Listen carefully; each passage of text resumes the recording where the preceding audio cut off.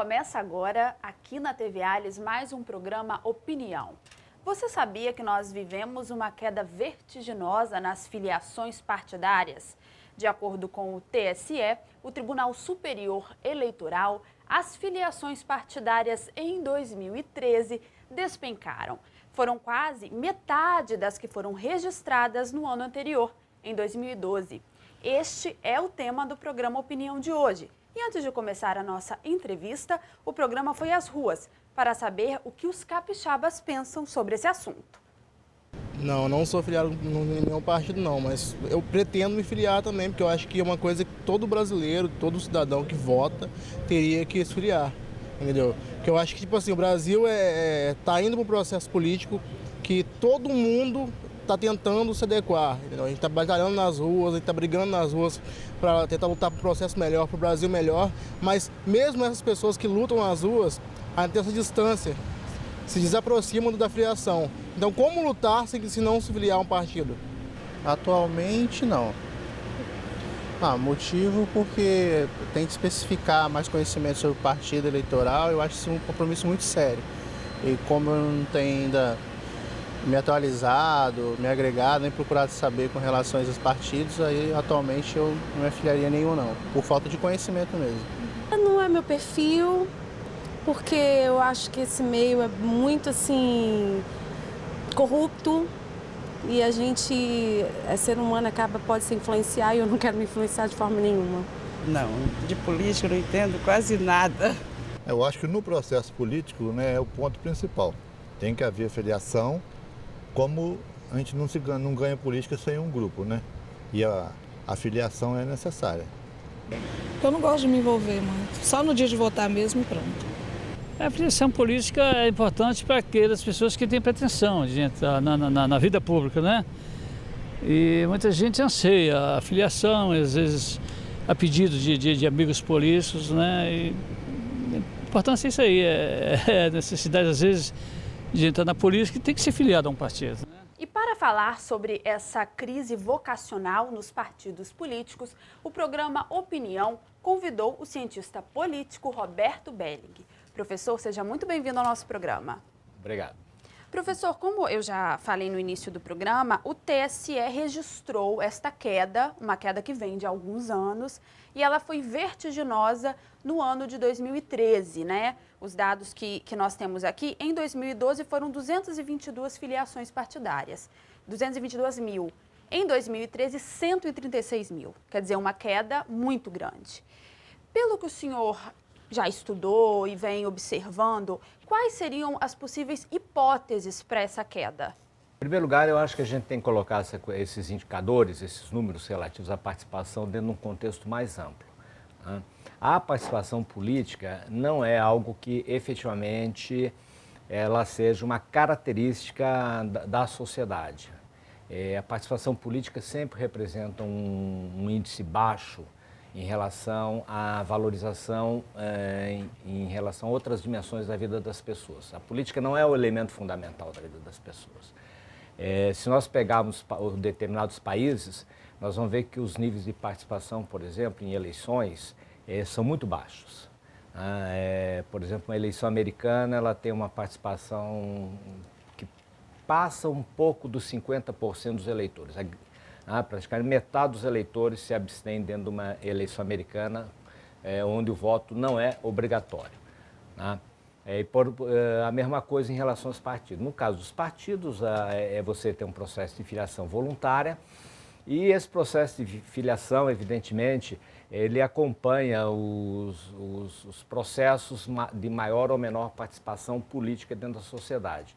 Hoje nós vivemos, no Brasil, um processo em que as instituições que são representativas, os partidos, os sindicatos, são instituições que perderam muito do seu elan no sentido de a sociedade se identificar com essas entidades. Ou seja, nós temos efetivamente uma crise de representação no Brasil, que pega os partidos, pega os sindicatos, que é um processo que você teve naturalmente do esvaziamento da participação, foi uma política de governo, né?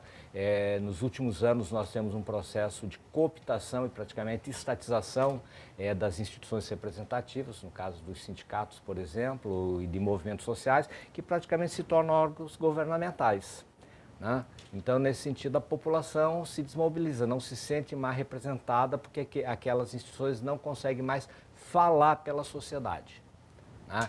Por exemplo, os sindicatos praticamente se tornam instituições de chapa branca, como se diria dentro de uma linguagem mais comum, né? Elas falam mais o interesse do governo do que o interesse da sociedade e vai se criando esse ato no sentido da representação dos interesses. A mesma coisa se dá em relação aos partidos. Professor, e diante dessa crise, não só dos partidos políticos, como o senhor falou, mas da representação como um todo, quais são os desafios dos partidos políticos para enfrentarem isso? Em primeiro lugar, temos que observar o seguinte: os partidos ficaram todos muito iguais, né?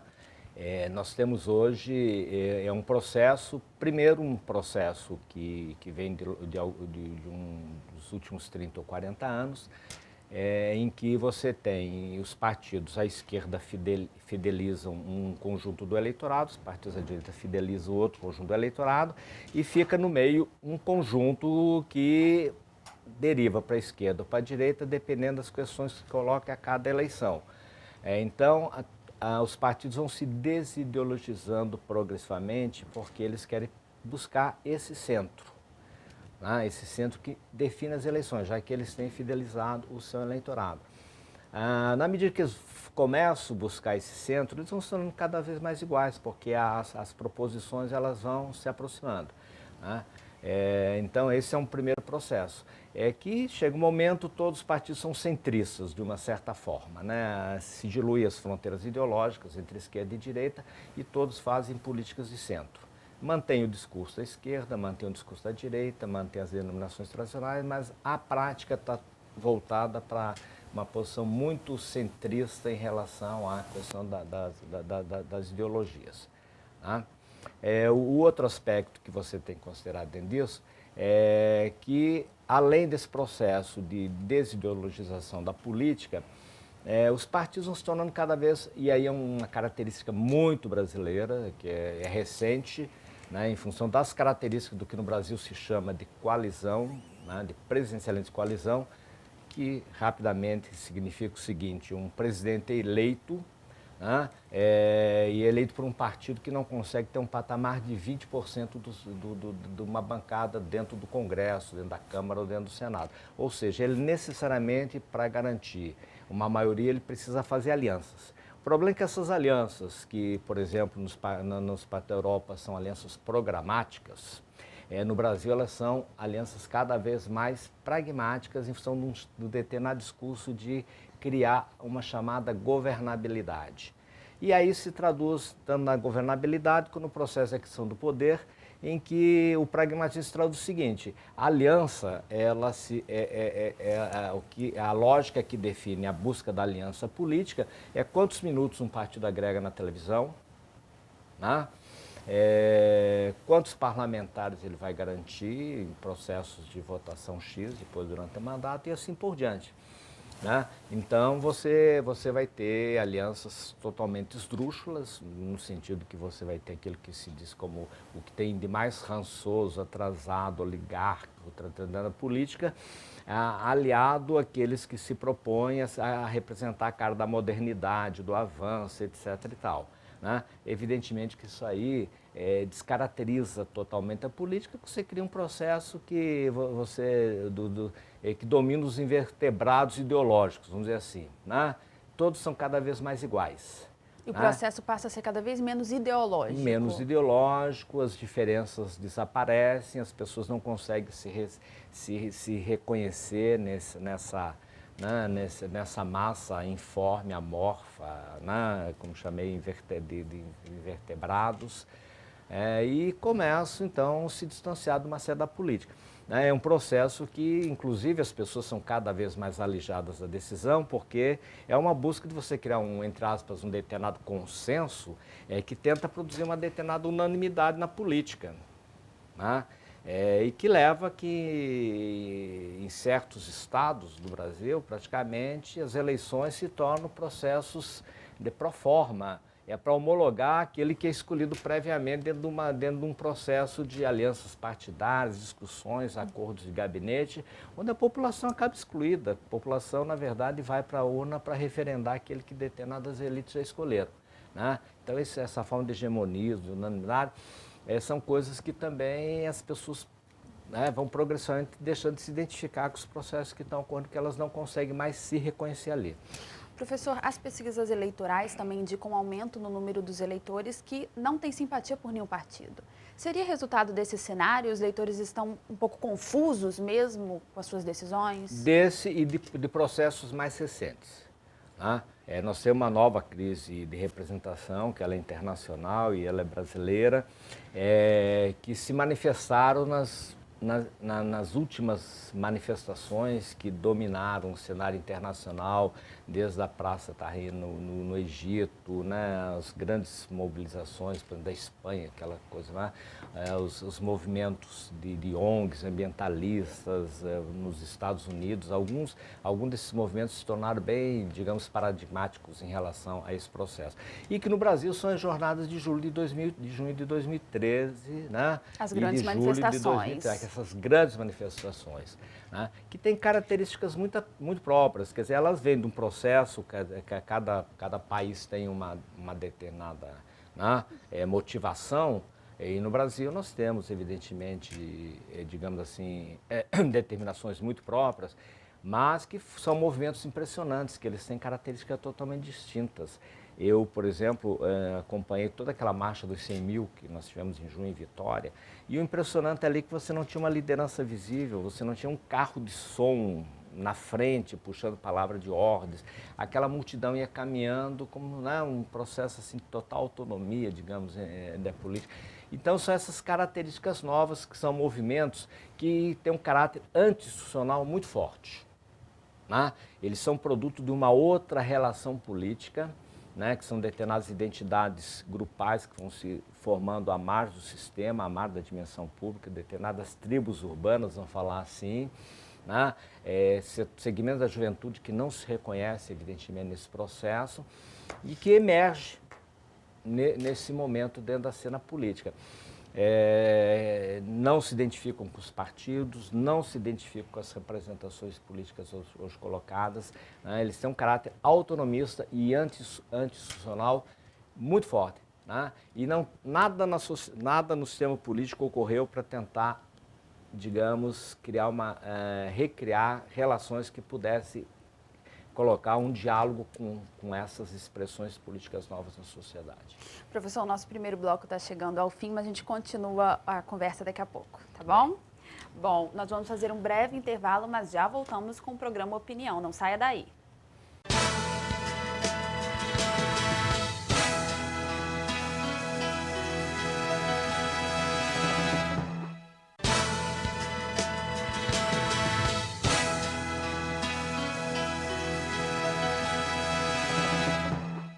Estamos de volta com o segundo bloco do programa Opinião, hoje falando sobre a crise vocacional nos partidos políticos, consequentemente sobre a crise na representação.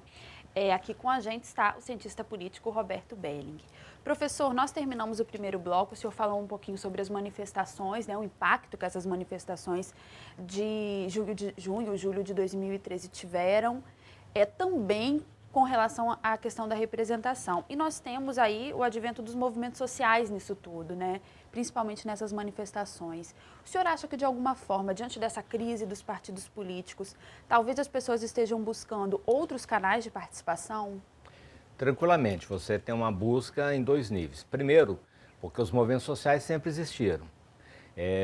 O que nós tivemos, na verdade, é que movimentos sociais que, na sua origem, eles tinham um forte discurso autonomista, um forte discurso anti-institucional, como era o caso do MST, como era o caso de uma série de outros movimentos, eles progressivamente foram incorporados dentro do discurso governamental, né? Talvez pelo fato de ter tido a assunção de um governo que se pretendia de um governo de esquerda nesse momento, esses partidos evidentemente tiveram uma identificação, né, tipo a UNE, o MST um pouco menos, né?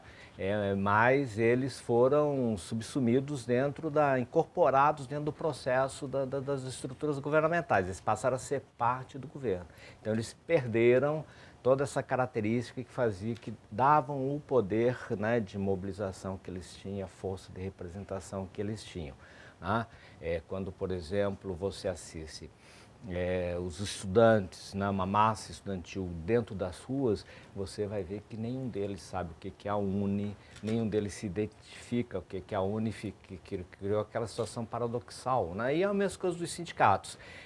Você ter 100 mil pessoas desfilando em Vitória e no 11 de agosto você ter depois aquele velho esquema das estruturas verticalizadas, hierárquicas, burocráticas, né? Com carro de som tentando puxar e fazer uma greve nacional, mas que não tinha nada a ver com aquilo que tinha acontecido 2 meses antes.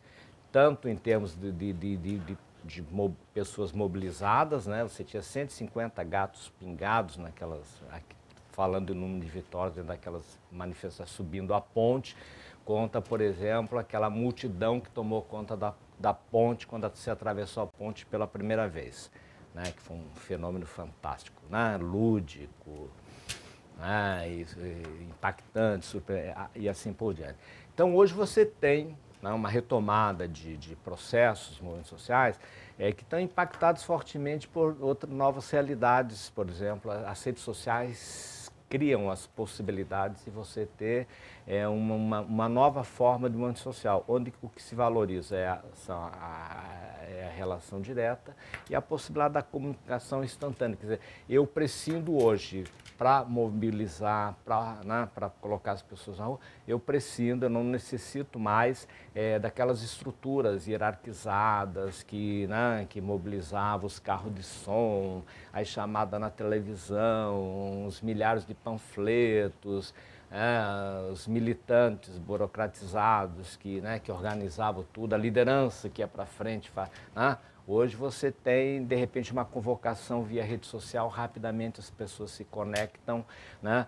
Você tem os grupos, evidentemente, que já estão na sociedade, de jovens, por exemplo, com determinadas características, e que se conectam muito rapidamente e que vêm para as ruas, né? Independente de lideranças formais, de estruturas antigas de mobilização, como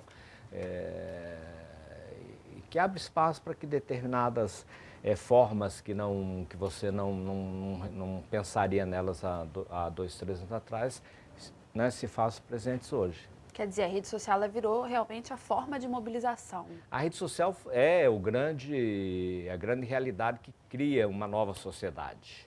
Né? Não é gratuito que se usa a expressão que até ficou da sociedade em rede, quer dizer, as pessoas estão conectadas permanentemente, né? As identidades grupais conseguem se articular sem, né? Estou sempre falando em contraposição aquelas estruturas verticalizadas, autoritárias, burocráticas, tradicionais, como eram os partidos, os sindicatos, né? Determinadas organizações, né? Há um sentido de espontaneidade, de autonomia na mobilização, muito forte. Né? Até quando isso vai ter fôlego? Evidentemente que não há um fôlego permanente para isso. O momento passa, né? Nós temos uma questão bem caracterizada no próprio 2013. Nós tivemos um determinado de manifestação em junho, né? E as manifestações de julho já assumiram uma outra característica, né, muito forte, né?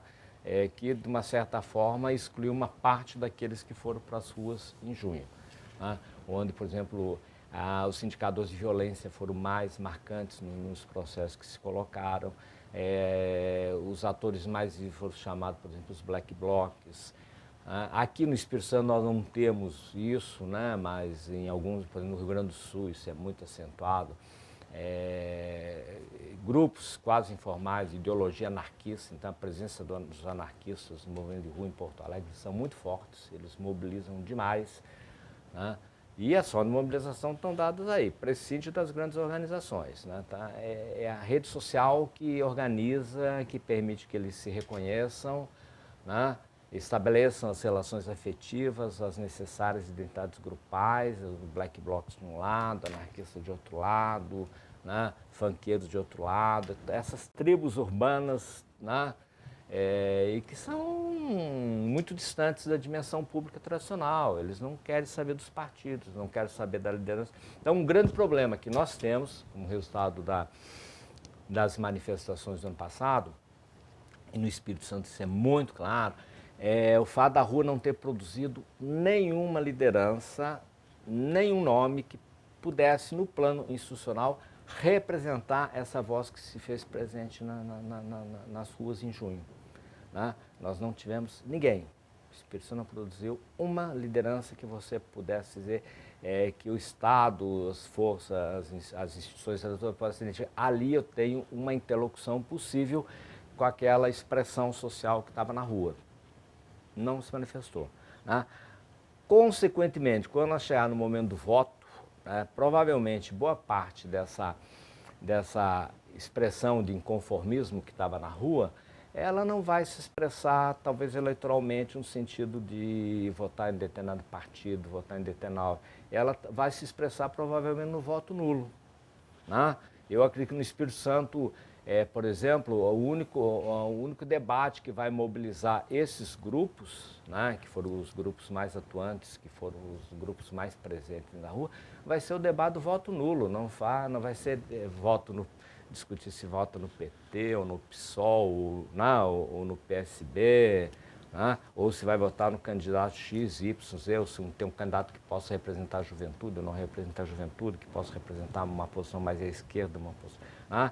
Não, eu acho que o forte que vai dominar nesses grupos vai ser a discussão do voto nulo, certamente. E com relação aos partidos, professor, nós temos hoje no Brasil mais de 30 partidos. Há também um excesso de partidos políticos?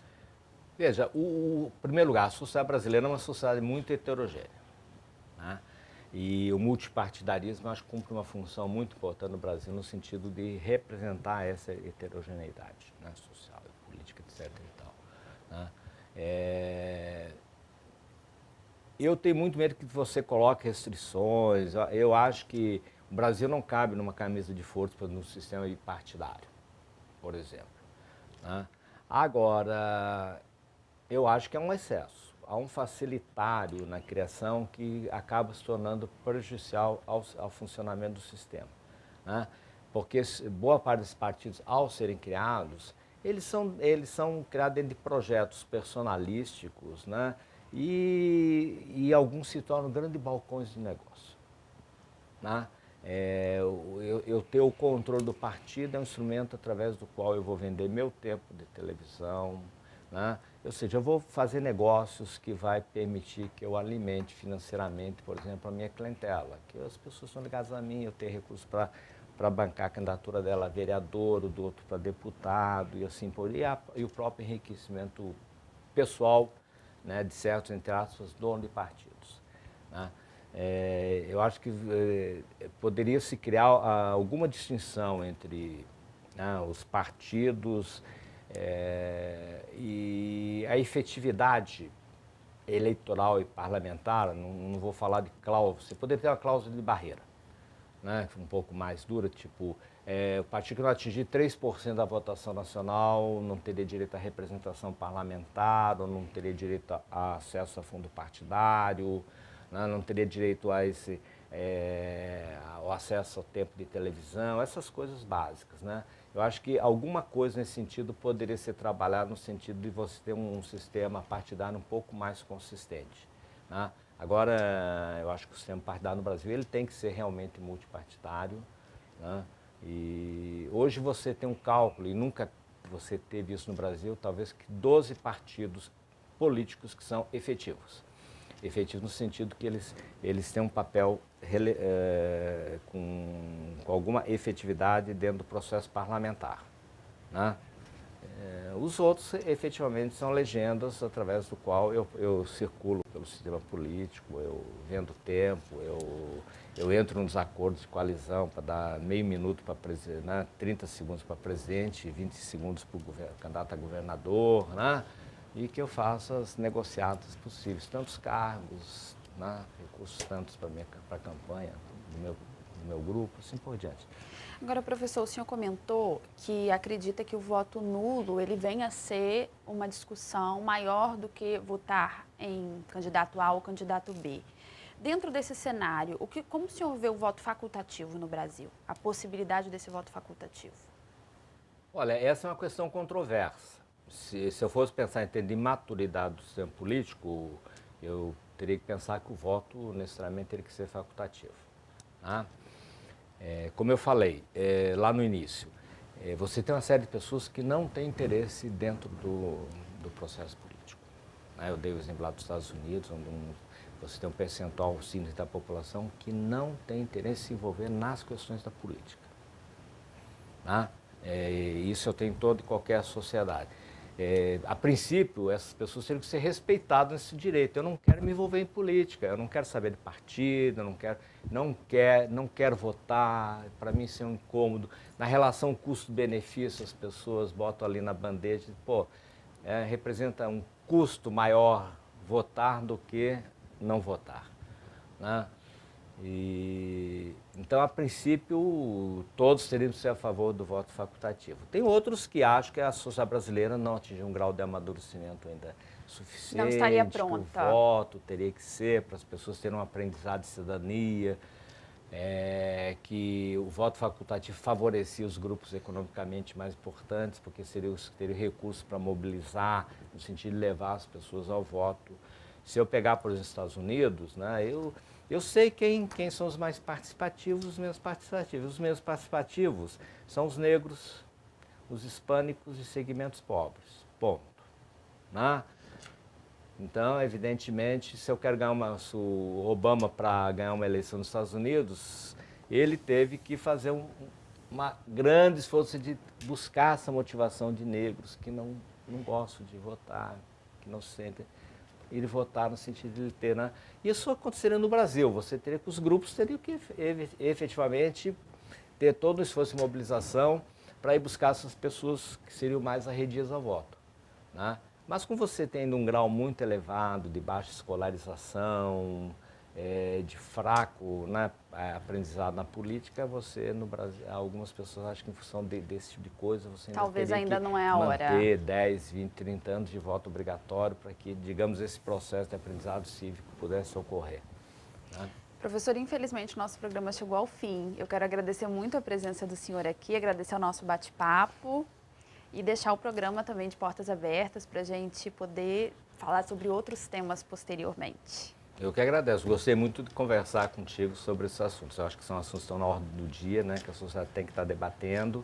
Afinal, nós estamos à porta de uma eleição, né, e o Brasil a portas de tomar grandes decisões que são necessárias serem tomadas. E nós temos que nos preparar para elas, não é mesmo, professor?